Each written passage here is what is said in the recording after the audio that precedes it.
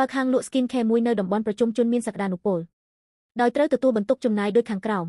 1. ថ្លៃដេក័រនិងតុបតែងហាង 20,000 2. ថ្លៃជួលហាង 5,400 ក្នុងមួយខែ 3. ថ្លៃបុគ្គលិក 500 ក្នុងមួយខែ 4. ថ្លៃទឹកភ្លើងនិងចំណាយទូទៅ 500 ក្នុងមួយខែ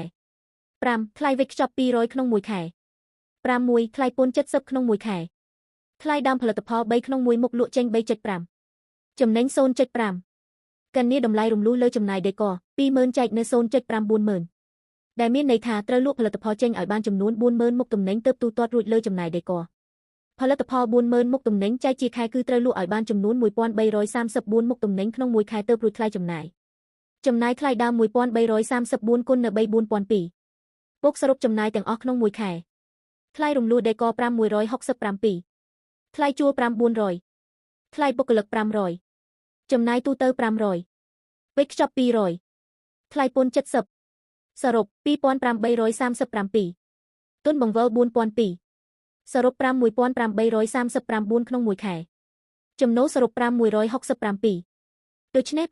5,167 ពី 2,835 ពី 2,170 ខាត់ 2,170 ក្នុងមួយខែដើម្បីទប់ទល់ការខាតបង់ 2,170 ត្រូវបង្កើនការលក់បន្ថែម 1,085 មុខទំនិញស្មើនឹង 2,419 ទំនិញទើបរួចខ្លួនមិនទាន់ចំណេញដើម្បីទទួលបានប្រាក់ចំណេញបន្ទាប់ពីទូទាត់ចំណាយត្រូវបង្កើនការលក់បន្ថែមចំនួន 1,000 មុខទំនិញទើបទទួលបានប្រាក់ចំណេញ 500 បើធៀបនឹងថ្លៃដើមចំណាយលើថ្លៃដើមផលិតផល 3,419 គុណនឹង 3,1257 1,257 ចែកនឹង 4 2,564.29 ដងក្នុងមួយខែ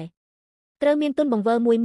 1,257 ទុនចំណាយ 2,837 ទើបទទួលបានប្រាក់ចំណេញ 500 ករណីជាទុនផ្ទាល់ខ្លួនក៏នៅតែខាតមិនអាចទទួលបានប្រាក់ចំណូលសម្រាប់ចំណាយផ្ទាល់ខ្លួន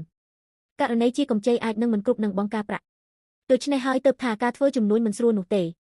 ការយកចំណេញ 0.5 មិនមែនជាចំណេញនោះទេប៉ុន្តែជាការខាតបង់បន្ថែមករណីខាតបង់ 2,170 គុណនឹង 12 25,140 ក្នុងមួយឆ្នាំ